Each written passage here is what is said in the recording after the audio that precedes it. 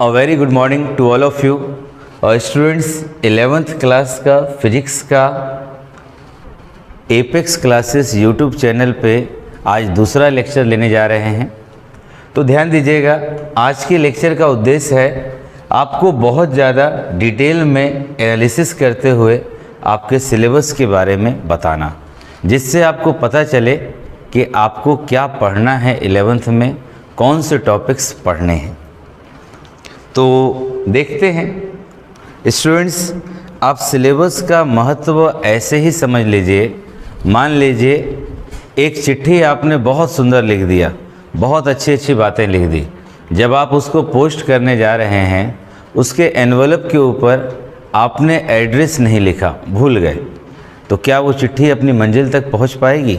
Letter तो नहीं पहुंच पाएगा। ठीक उसी प्रकार हम 11th का शुरुआत कर रहे हैं, तो मेरा मानना है आपको आपका सिलेबस बहुत बढ़िया तरीके से पता होना चाहिए। क्या आप करने वाले हैं, कैसे आपको करना है, आपका गोल फिक्स होना चाहिए, एम फिक्स होना चाहिए। आइए देखते हैं डिटेल में आपका सिलेबस। देखिए 11th के फिजिक्स में अगर हम बात करें सिलेबस का, तो सबसे पहले स्टूडेंट्स आपको 11th के फिजिक्स में टोटल कितना यूनिट्स पढ़ना है? 10 यूनिट्स पढ़ना है। काफ़ी टाइम टेकिंग है, बहुत डिटेल में सिलेबस है। आपको 10 यूनिट्स पढ़ना है, जिसमें पहला यूनिट भौतिक जगत और मापन, फिजिकल वर्ड एंड मेजरमेंट्स है। दूसरा काइनेमेटिक्स है।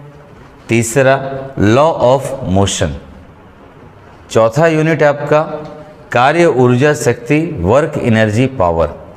पांचवा unit motion of system of particle and rigid body, निकाय कणों की गति और दृढ़ पिंड।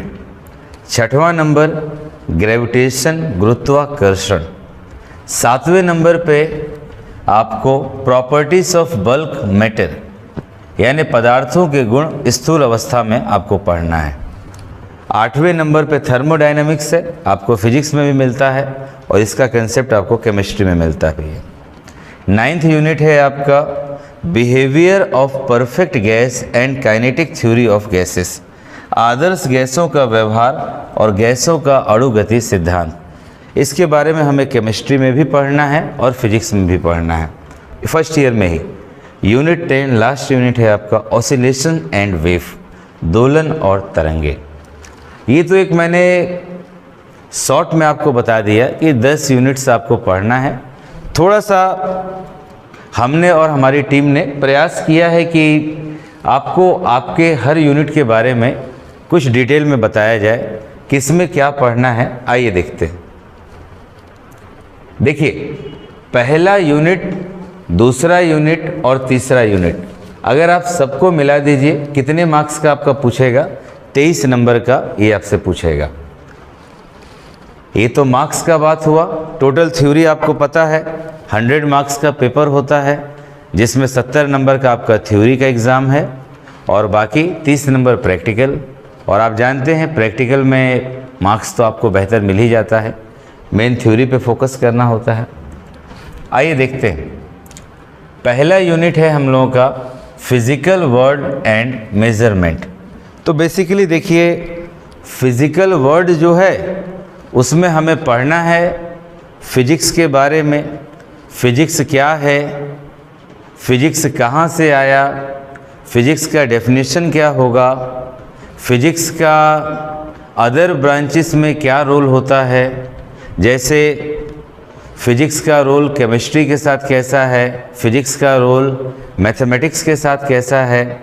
तो आप ध्यान दीजिएगा, जो मैथमेटिक्स है स्टूडेंट्स, वो फिजिक्स का केवल एक लैंग्वेज है। मैथमेटिक्स फिजिक्स का एक लैंग्वेज है। फिजिक्स को पढ़ने के लिए मैथमेटिक्स का निर्माण किया गया है, उसके कैलकुलेशन को करने के लिए। इसी प्रकार जैसे इसमें सेकेंड पार्ट है मात्रक और मापन, यूनिट्स एंड मेजरमेंट। अब देखो यूनिट्स एंड मेजरमेंट, आप मान लीजिए एक लोहे के रॉड को मेज़र करते हैं। सपोज़ कीजिए अगर हम बात करें कि समझिएगा, अगर हम एक लोहे के रॉड को मेज़र करते हैं। अगर मैं इस लोहे की रॉड की लेंथ की बात करूं, मान लीजिए ये लोहे के रॉड का लेंथ कितना है, 20 मीटर। इसे हम मेज़र करते हैं। तो अब इसको मापने गए तो यहाँ पे जो मीटर हमने लिखा, ये मीटर किसको बता रहा है, मात्रक को बता रहा है, यूनिट्स को बता रहा है। और 20 किसको बता रहा है, न्यूमेरिकल वैल्यू को बता रहा है। मतलब एक लोहे के रॉड को मैंने मेज़र किया, मापन किया, तो उसमें जो मेरा यूनिट है मीटर, वो कितनी बार शामिल हुआ, 20 बार शामिल हुआ। तो मैं बोलता हूँ लेंथ मैंने मेज़र कर लिया, कितना हो गया, 20 मीटर।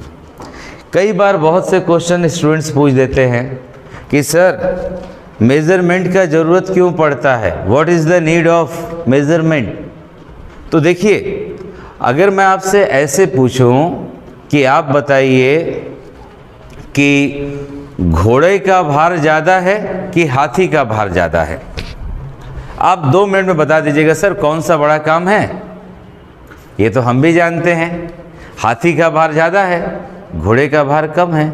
क्या मेज़रमेंट का ज़रूरत पड़ा, कोई ज़रूरत नहीं पड़ा। अगर इसी प्रकार मैं आपसे पूछूं, बताइए बिल्ली का हाइट बड़ा है कि घोड़े का हाइट बड़ा है, फिर आप हंसते हुए जवाब दे देंगे कि सर कौन सी बड़ी बात है, हमें पता है घोड़े की हाइट बड़ी है और बिल्ली की हाइट छोटी है, मेज़रमेंट की ज़रूरत नहीं, सामान्य ज्ञान से हमने बता दिया। पर अगर मैं यहाँ पर आपसे पूछूं कि बताओ हाथी का भार घोड़े से 100% बताओ कितना ज़्यादा है, क्या बिना मेज़रमेंट के बता पाओगे। या मैं पूछूं कि बिल्ली का हाइट घोड़े के हाइट से 100% एक्यूरेसी के साथ बताओ कितना कम है, क्या बता पाओगे। उस केस में हमें किसका ज़रूरत पड़ता है, मेज़रमेंट का, यानी मापन की ज़रूरत। जब 2 या 2 से अधिक भौतिक राशियों का 100% एक्यूरेसी के साथ, when one or more physical quantity we compare with 100% accuracy, जब 2 या 2 से अधिक भौतिक राशियों को 100% एक्यूरेसी के साथ हमें मेज़र करना होता है, तो हमें किसकी ज़रूरत पड़ती है, मेज़रमेंट का। और स्टूडेंट्स आगे बढ़ते हैं तो जैसे देखिए यूनिट 2 हमारा काइनेमेटिक्स है। यूनिट 2 में हमें 2 चैप्टर पढ़ना है, चैप्टर 3 और चैप्टर 4 पढ़ना है। Chapter 3 motion in a straight line, सरल रेखा में गति। ऐसे ही समझ लीजिएगा motion in a straight line. अपने 3 फिंगर्स को आप देखिए, ये एक्स एक्सिस हो गया, ये हमारा वाई एक्सिस हो गया, ये हमारा जेड एक्सिस हो गया। कोई कहे motion in a straight line क्या है, तो जब हमारा कोई ऑब्जेक्ट केवल एक लाइन में मोशन करे, केवल एक ही डायरेक्शन में मोशन करे, जैसे कोई साइकिल सवार हो जाए या ट्रेन जा रही है, केवल एक ही डायरेक्शन में जा रही है, यानी एक्स एक्सिस पर ही जा रही है, तो हम उसे बोलेंगे motion in a straight line. अब इसी प्रकार इसके बाद है मोशन इन अ प्लेन। अगर मोशन इन अ प्लेन का हम बात करें, जैसे फुटबॉल को हम किक मार रहे हैं, फुटबॉल को किक मारेंगे तो आप देख लीजिए फुटबॉल ऊपर भी जा रहा है वाई एक्सिस में, दूर भी जा रहा है एक्स एक्सिस में, जैसे प्रोजेक्टाइल मोशन हो गया, तोप का गोला हो गया। बैडमिंटन हम लोग खेलते हैं, रैकेट से शटर को मारते हैं, फुटबॉल को किक करते हैं, या क्रिकेट खेलते समय बॉल को हिट करते हैं। ये सारी कितने डायमेंशनल मोशन को बता रही है, एक्स और वाई में हुआ तो 2 डायमेंशन मोशन का जिक्र हो रहा है। ये हमें किस में पढ़ना है, काइनेमेटिक्स में पढ़ना है। आइए आगे बढ़ते हैं। Unit 3 law of motion. आप जानते हैं लॉ ऑफ मोशन, इसमें मोशंस के नियम के बारे में पढ़ना है, फोर्स के बारे में हमें जानना है, न्यूटन लॉ ऑफ मोशन के बारे में जानना है, न्यूटन के कितने नियम थे, पहला, दूसरा, तीसरा, उसके बारे में समझना है। पहला नियम आपका किससे संबंधित है उसके बारे में जानना है, इनर्शिया के बारे में इसमें हमें पढ़ना है, मोमेंटम के बारे में हमें पढ़ना है और एक्शन एंड अपोजिट रिएक्शन के बारे में पढ़ना है। जैसे पहला नियम है इनर्शिया से संबंधित है। आप लोग जानते हो, जैसे बस पे आप लोग बैठे हैं, बस रुकी हुई है, एकाएक बस चलने लगती है, आपको झटका लगता है, इनर्शिया का कंसेप्ट है। यानी आपका बॉडी रेस्ट में ही रहना चाहता है, जैसे ही बस चलने लगी उसने उसका विरोध किया तो आपको झटका लगा। इसी प्रकार मोमेंटम है। फिर आपका for every action there is equal and opposite reaction, Newton का थर्ड नियम है, जो हम लोग पढ़ेंगे यूनिट 3 में।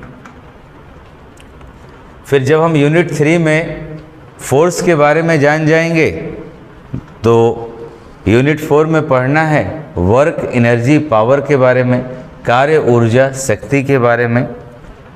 ये पूरा का पूरा आपका एक ही चैप्टर में है। आप जानते हो कि जब किसी बॉडी के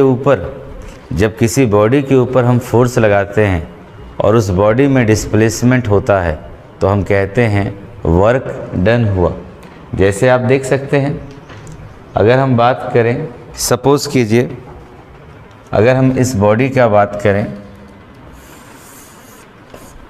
ये कोई पार्टिकल है स्टूडेंट्स, अगर हम यहाँ पे इस पे फोर्स लगाते हैं तो हमारे फोर्स लगाने के कारण ये बॉडी डिस्प्लेसमेंट रखती है। मान लीजिए इतना डिस्प्लेसमेंट हो गया इसमें, तो हम कहेंगे कि वर्क क्या किया गया, डन किया गया। वो हम लोग इसी चैप्टर में पढ़ेंगे। फिर इस चैप्टर में एनर्जी के कंसेप्ट्स को सीखेंगे और पावर के कंसेप्ट को हम लोग इस चैप्टर में सीखेंगे। फर्स्ट ईयर के पॉइंट ऑफ व्यू से ये आपका बहुत ज़्यादा इम्पोर्टेंट चैप्टर हुआ। जैसे फिगर के माध्यम से भी आपको बताया है, कुछ लिखे हैं, पावर वर्क बाय टाइम दिया गया है, पावर को P से, वर्क को W से, और यहाँ पर आपका T टाइम टेकन है। तो इसी प्रकार से अब अगर आगे बढ़ा जाए तो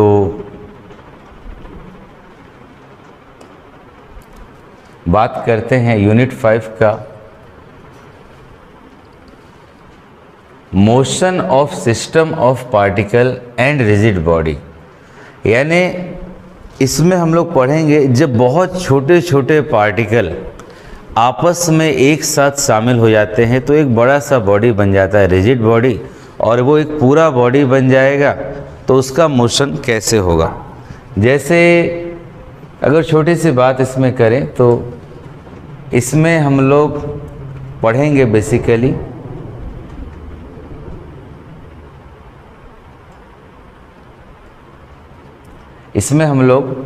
बेसिकली देखेंगे कि जैसे ये कोई पार्टिकल हुआ, इसमें बहुत छोटे छोटे मासेस हो गए, m1 हो गया, m3 हो गया, डॉट डॉट mn तक हो गया। ये सब पार्टिकल अगर आपस में एक साथ कंबाइन होकर मोशन करेगा तो इसके बारे में हम लोग पढ़ेंगे। रिजिड बॉडी के बारे में काफ़ी डिटेल में है। रोटेशनल मोशन के बारे में पढ़ेंगे, जब कोई ऑब्जेक्ट किसी एक्सिस के अराउंड घूमने लगेगा तो क्या होगा। इसी प्रकार यूनिट 6 तो बहुत ज़्यादा इम्पोर्टेंट है, जितना भी इसका तारीफ़ किया जाए कम है। ग्रेविटेशन, इसमें ग्रेविटेशन के बारे में पढ़ेंगे हम लोग। जैसे दो बॉडी है जिनके पास मासेस है, उनमें कौन सा अट्रैक्शन फोर्स लगता है, क्यों अट्रैक्शन फोर्स लगता है। कोई बॉडी है अगर ऊपर से हम छोड़ रहे हैं तो नीचे ही क्यों गिरती है, धरती का ग्रेविटेशन फोर्स क्या होगा। तो ये सब रिलेशन हम लोग इस चैप्टर में पढ़ेंगे, ग्रेविटेशन, यूनिट 6। अब देख लीजिए यूनिट 7 से लेके 9 तक आपका 20 मार्क्स का है स्टूडेंट्स। अगेन इसमें प्रॉपर्टीज़ ऑफ बल्क मैटर के बारे में पढ़ना है, मैकेनिकल प्रॉपर्टीज़ ऑफ सॉलिड पढ़ना है, मैकेनिकल प्रॉपर्टीज़ ऑफ फ्लूइड पढ़ना है, thermal properties of matter, thermal का मतलब हीट होता है, तो पदार्थ के ऊष्मीय गुणों के बारे में पढ़ना है, तरल पदार्थ के यांत्रिक गुणों के बारे में और ठोस पदार्थ के यांत्रिक गुणों के बारे में। यूनिट 7 से लेके 9 तक आपको कितना मार्क्स दिलवा देगी स्टूडेंट? 20 नंबर दिलवा देगी। फिगर के माध्यम से भी बताया गया है। आप देख लीजिए मैकेनिकल, फ्लूइड और यहाँ पे हीट दिया गया है। यहाँ मैकेनिकल स्प्रिंग की तरह से आपको दिखाने का प्रयास किया गया कि मैकेनिकल वर्क हो रहा है और यहाँ फ्लूइड का फ्लो हो रहा है और यहाँ किसी पदार्थ को हम लोग गर्म कर रहे हैं। यूनिट 8 आपका थर्मोडायनामिक्स है, ऊष्मागतिकी। इसमें फ्लो ऑफ हीट को पढ़ेंगे। जैसे आप जानते हो एक लोहे के रॉड को गर्म कर रहे हैं और दूसरी तरफ पकड़ के रखे हैं तो ऊष्मा का प्रवाह ये हॉट एंड से किधर होने लगेगा, कोल्ड एंड की तरफ होने लगेगा। यूनिट 9 है आपका आदर्श गैसों का व्यवहार और गैसों का अणु गति सिद्धांत। इसमें काइनेटिक थ्योरी ऑफ गैसेस के बारे में हमें पढ़ना है, गैसेस के मोशन के बारे में पढ़ना है। इस चैप्टर के बारे में हम लोग केमिस्ट्री में भी पढ़ते हैं, स्टेट्स ऑफ मैटर में हम लोग डिस्कस करते हैं कुछ बॉयल्स, चार्ल्स, एवोगैड्रो लॉस के बारे में। तो वही आपका काइनेटिक थ्योरी ऑफ गैसेस है, यूनिट 9। और लास्ट यूनिट आपका यूनिट 10 है जो आपको 10 मार्क्स दिलवाएगा, जो है आपका ऑसिलेशन एंड वेव। कौन सा यूनिट है स्टूडेंट्स? ऑसिलेशन एंड वेव, दोलन और तरंगे। इसमें आपको वेव्स के बारे में पढ़ना है, ऑसिलेशन के बारे में पढ़े होंगे। पेंडुलम हमेशा घूमती रहती है, वो ऑसिलेट कर रही है। इसी प्रकार एक रस्सी को आप पकड़ लीजिए, उधर पकड़ लीजिए, दोनों तरफ बांध दीजिए, बीच में उसको टाइट करके खींचिए। रस्सी का ऊपर नीचे घूमना वो किसको बताने लगेगा? वेव्स को बताने लगेगा, तरंगों को बताने लगेगा। तो ये आपका स्टूडेंट्स 11th का एंटायर फर्स्ट ईयर का सिलेबस हुआ। बताने को तो हम इसके ऊपर 1 घंटे 2 घंटे का वीडियो बना सकते हैं, पर थोड़ा सा लिमिट है कि आपके पास तक कम से कम समय में एक बहुत ज़्यादा जेन्युइन नॉलेज दिया जा सके, वो हमने प्रयास किया है। अब अगर किसी को मार्क्स को लेके डाउट हो तो देख लीजिए कौन सा यूनिट कितने मार्क्स का पूछेगा, हालांकि हमने बोल ही दिया है, तो एक बार देख लीजिएगा उसको। लास्टली स्टूडेंट्स, हर लेक्चर के लास्ट में आप लोगों के लिए कुछ बेहतरीन लाइंस हम लोग लेकर आते हैं। देखिए, एक अच्छी पुस्तक 1000 दोस्तों के बराबर होती है। ध्यान दीजिएगा, एक बेहतर बुक अगर आप पढ़ते हैं तो वो इक्विवेलेंट है 1000 दोस्तों के बराबर। जबकि एक अच्छा दोस्त, अगर आपने जीवन में एक अच्छा दोस्त बना लिया, एक सच्चा गुरु बना लिया, एक सच्चा मित्र बना लिया, तो आप मान के चलिए वो पूरा का पूरा अकेले ही एक लाइब्रेरी के बराबर होता है। क्योंकि एक सच्चा मित्र हमेशा आपका साथ देगा। आप कुछ गलत कीजिएगा, वो इस बात की परवाह नहीं करेगा कि आपको बुरा लगेगा या आपको ख़राब लगेगा, वो आपको टोकेगा। पर आज की डेट में लोग बोलने से पहले ये सोचने लगते हैं कहीं उसको बुरा ना लग जाए, भले कोई गलत करते रहो। तो सच्चा मित्र वो है जो आपके हर मोमेंट में आपका साथ देगा। तो स्टूडेंट्स, उम्मीद करते हैं एक छोटा सा प्रयास मेरे द्वारा किया गया, आपको ज़रूर पसंद आया होगा, कुछ ना कुछ हेल्प किया होगा। तो अगेन स्टूडेंट्स, अगर मेरे द्वारा किया गया प्रयास आपको पसंद आ रहा है तो आप लोग अपने फ्रेंड्स के बीच में शेयर करें। अपनी फीलिंग को कमेंट के माध्यम से आप ज़रूर बताएं। Thank you students.